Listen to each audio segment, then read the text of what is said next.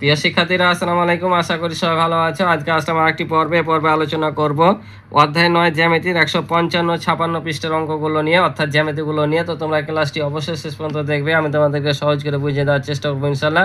আর আমার চ্যানেলে নতুন হয়ে থাকলে অবশ্যই চ্যানেলটি সাবস্ক্রাইব করে আমার পাশে থাকবে, এবং ভিডিও ভালো লাগলে অবশ্যই ভিডিও শেষে একটি লাইক ও কমেন্ট করে তোমাদের মতামতগুলো জানাবে। আর ইতিপূর্বে যারা চ্যানেলটি সাবস্ক্রাইব করে রেখেছো তাদেরকে অসংখ্য ধন্যবাদ। তো চলো আমরা জ্যামিতিগুলো দেখি কি বলেছে।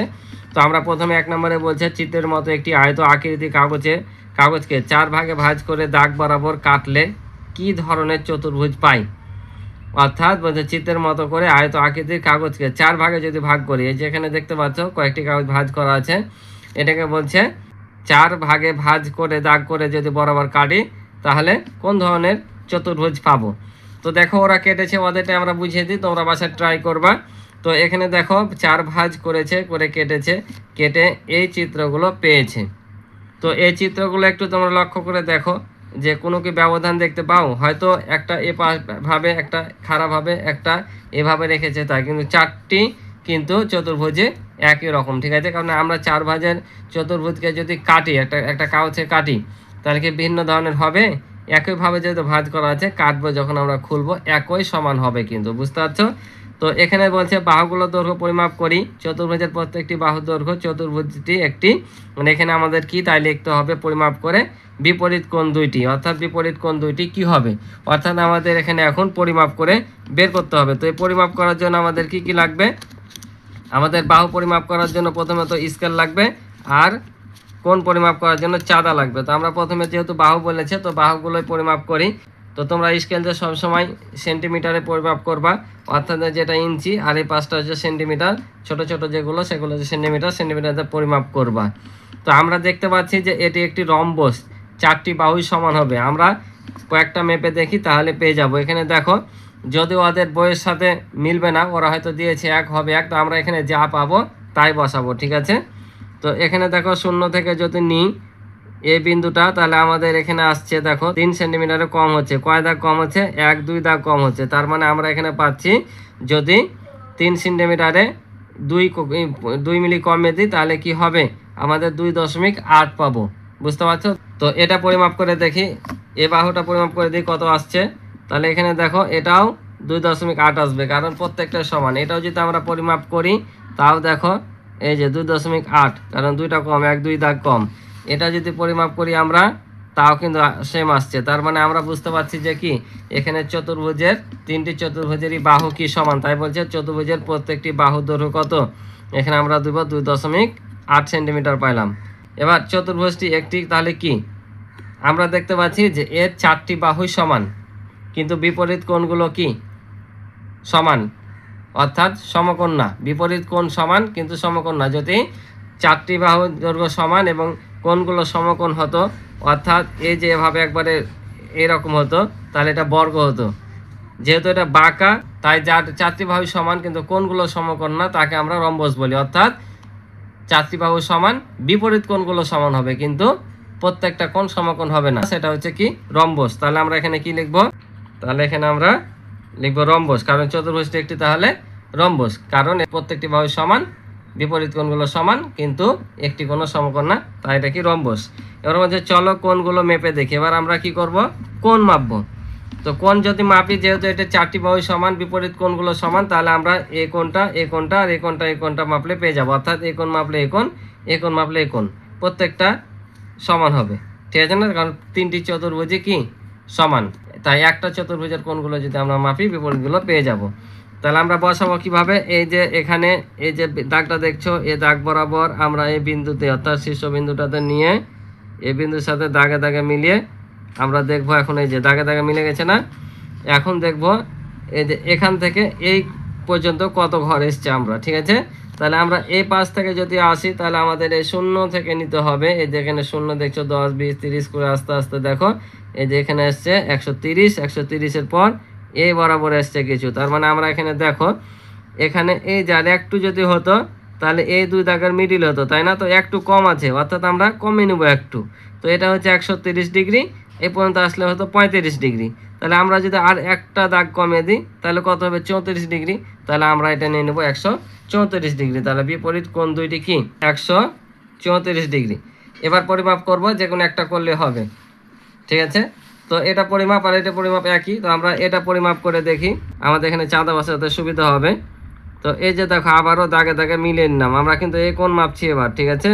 বসালাম, এবার আমরা দেখবো যে এই যে এ পর্যন্ত কত দূর পর্যন্ত এসছে। তো এই যে 0 থেকে শুরু করে আমরা দেখতে পাচ্ছি এ দাগের চাইতে, এই 2 দাগের চাইতে একটু এ পাশে বেশি চেপে আছে, তাহলে এটা কত 40, আর এটা হচ্ছে তোমার 5, তাহলে 45, তাহলে একটু চেপে এসছে, এক দাগ নিলাম আমরা, তাহলে 46, তার মানে আমরা কি পাচ্ছি 46 ডিগ্রি। তাহলে আমরা এখানে বসাবো কত 46 ডিগ্রি। তাহলে আমরা এই বড় কোণটা পাইলাম 134, আর এই ছোটোগুলো পেলাম 46, ঠিক আছে। কারণ এটা পরিমাপ করা মানে এটা এটা এটা সমান, এটা এটা সমান, তাহলে একটা পরিমাপ করলে আমাদের হয়ে যায়, ঠিক আছে। তো আশা করি বুঝেছো। তো এখানে লেখা আছে রম্বসের বিপরীত বাহুগুলো পরস্পর সমান, যেটা আমরা পাইলাম, আর বিপরীত কোণগুলো পরস্পর কি হয় সমান হয়, কারণ এটার বিপরীত এটা আর এটার বিপরীত এটা, তার মানে এটা হচ্ছে 134, এটা 134, এটা 46, এটা হচ্ছে 46, বুঝছো। এবার কিন্তু প্রত্যেকটা, এটা হবে 134, এটা 134, এটাও 46, এটাও 46, অনুরূপভাবে এটাও, ঠিক আছে। তো আশা করি বুঝেছো। এবার বলছে একই মাপের রম্বস কেটে বিভিন্ন ডিজাইনের আকৃতি বানায়। এখানে তোমরা বাসায় বিভিন্ন ধরনের এভাবে রম্বস তৈরি করে তোমরা নিজেরা এটা ডিজাইনগুলো বানিয়ে দেখবা যে কেমন হচ্ছে, এক একটা এক এক ডিজাইন আসবে, ঠিক আছে। এবার আমরা পরের পৃষ্ঠায় যাই, অর্থাৎ 56 পৃষ্ঠায় দেখি কি বলেছে। এবার বলেছে চতুর্ভুজের কর্ণ। তো চতুর্ভুজের কর্ণ নিয়ে আমরা আলোচনা করব। তো চতুর্ভুজের কর্ণ আমি বিগত পর্বগুলোতে বলেছি তোমাদের রম্বস সামান্তরিকগুলো আঁকার ক্ষেত্রে, যে কর্ণ কি, কর্ণ হচ্ছে যে নিচের চতুর্ভুজগুলোর বিপরীত শীর্ষবিন্দুগুলোর সংযোগ করে কি পাই। অর্থাৎ আমরা জানি যে একটি চতুর্ভুজের 4টি শীর্ষবিন্দু থাকে, এটা এটা এটা এটা 4টা শীর্ষবিন্দু। অর্থাৎ একটি শীর্ষবিন্দু থেকে আরেকটি শীর্ষবিন্দু রেখা টানলে যে রেখাটা মিলিত হয় 2 শীর্ষবিন্দুতে, সেই রেখাটাকে আমরা সাধারণত কর্ণ বলি, ঠিক আছে। যেমন দেখো এটা শীর্ষবিন্দু, এখান থেকে এ পর্যন্ত এই যে দেখো একটা দাগ দিয়েছে, রেখা দিয়েছে, এটাই হচ্ছে চতুর্ভুজের কর্ণ। আবার যখন আমরা এ পাশ থেকে এভাবে দিব, তখন এটা হবে একটা কর্ণ। যে কোনো চতুর্ভুজের 2টি কর্ণ থাকে, এভাবে আমরা প্রত্যেকটা যখন টানবো তখন সেটা হবে একটা কি কর্ণ। এই যে এটা যদি আমরা দাগ দিই এটা কর্ণ হবে, এটা দাগ দিলে এটা কর্ণ হবে। এবার প্রত্যেকটারই আমরা কি পাবো, কর্ণ পাবো, ঠিক আছে। এটাকে বলছে কর্ণ। এই যে দেখো এখানে হচ্ছে ক ক খ গ ঘ একটি কি এটা রম্বস। তো এখানে দেখতে পাচ্ছি ক আর গ একটা রেখা মিলিত হয়েছে, আর খ থেকে ঘ পর্যন্ত একটা রেখা মিলিত হয়েছে, এই দুটা হচ্ছে কর্ণ। অর্থাৎ ক খ গ ঘ চতুর্ভুজের ক গ হচ্ছে একটি কর্ণ, আর খ আর ঘ হচ্ছে একটি কর্ণ, বুঝেছো।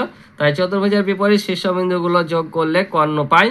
একটি চতুর্ভুজের 2টি কর্ণ রয়েছে, কিন্তু ত্রিভুজের কোনো কর্ণ নেই। ত্রিভুজের কিন্তু কর্ণ নেই, কারণ 3টি শীর্ষবিন্দু, কোনো শীর্ষবিন্দুর সাথে কোনো শীর্ষবিন্দু ওটা সংযোগ করতে পারবে না তুমি। তাই ত্রিভুজের কোনো কর্ণ নাই, শুধুমাত্র চতুর্ভুজের কর্ণ আছে।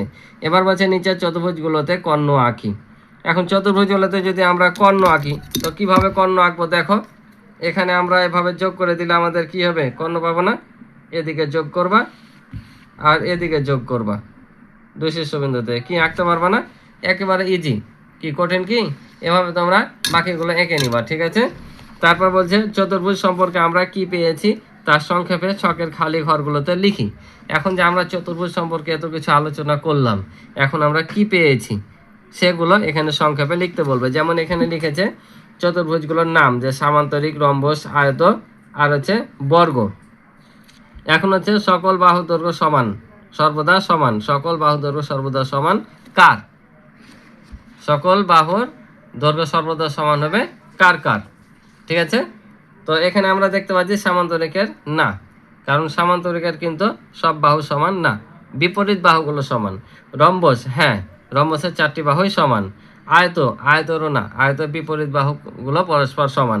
বর্গ, বর্গরও হ্যাঁ 4টি বাহুই সমান। এবার বলছে সকল কোণ সর্বদা সমকোণ, কার কার সকল কোণ সর্বদা সমকোণ হয়। তো যারা আমার পূর্বের ক্লাসগুলো নিয়মিত দেখে এসছো তারা অবশ্যই পারবা। এখানে হচ্ছে সামান্তরিকের কিন্তু বিপরীত কোণগুলো সমান, একটা কোনো সমকোণ না, তার মানে এটা না। এবার বলছে রম্বস, রম্বসটা দেখো তো, এটা একটা রম্বস। তো রম্বসের কি কোনো কোণ 90 ডিগ্রি হবে পরিমাপ করলে। আমরা আগের পৃষ্ঠায় কি পেলাম, একটা 134, একটা 46, তাই রম্বসেরও কোনো কোণই সমকোণ হবে না, তাই এটা হবে না। আয়ত, আয়তের কিন্তু 4টি কোণই সমকোণ, তাই এটা হ্যাঁ ঠিক আছে। বর্গ, বর্গরও 4টি কোণ সমান, এটা হবে হ্যাঁ অর্থাৎ সমকোণ। বর্গরও 4টি কোণ হচ্ছে সমকোণ, তাই হবে এটা হ্যাঁ। বুঝতে পারছো? এবার বলছে বিপরীত বাহুগুলো সর্বদা সমান্তরাল দৈর্ঘ্যে সমান। অর্থাৎ সমান্তরাল বলতে একই মাপে যায় কিনা, যেমন এই ঘরটা দেখো, এ পাশ দুইটি সমান দূরত্ব কিন্তু আছে না, কেউ কারোর সাথে বাহুটা লাগেনি, তাই এটা বলছে সমান্তরাল। আর সমান বলতে জানি, যেমন এটার এটা সমান, এ বাহু আর এ বাহুটা সমান, এটা বলছে সমান। ঠিক আছে, তো তোমরা অবশ্যই কমেন্টের মাধ্যমে জানাবা তোমাদের প্রথম সাময়িক পরীক্ষায় কোনগুলো আছে। আমি 56 পৃষ্ঠা পর্যন্ত আছে সম্ভবত, কিন্তু এর মধ্যে কোন কোন চতুর্ভুজগুলো আছে তোমরা বললে আমি সেভাবে দেবো। আমি গত পর্বে তোমাদেরকে সামান্তরিক ট্রাপিজিয়াম দিয়েছি, আজকে আর একটা রম্বস দিয়েছি, আর এই পৃষ্ঠা নিয়ে আলোচনা করলাম। 3টা দেওয়া আছে, এখনও বাকি আছে বর্গ, আয়ত, তারপর বৃত্ত, চতুর্ভুজ। তো তোমাদের কোনগুলো আছে প্রথম সাময়িক পরীক্ষা অবশ্যই আমাকে একটু কমেন্টের মাধ্যমে জানাবা। তো এবার বলছে তাহলে সমান্তরাল, সমান্তরালের কিন্তু বিপরীত বাহুগুলো পরস্পর সমান ও সমান্তরাল, তাহলে এটা হ্যাঁ, তাহলে এটা আমরা হ্যাঁ দিলাম। তারপর দৈর্ঘ্য কি, দৈর্ঘ্য কিন্তু সমান, তাহলে এখানে আমরা দিব হ্যাঁ। তারপর বলছে রম্বস, রম্বসেরও কিন্তু বিপরীত বাহুগুলো পরস্পর সমান ও সমান্তরাল, ঠিক আছে, তাই এটাও দিলাম আমরা হ্যাঁ।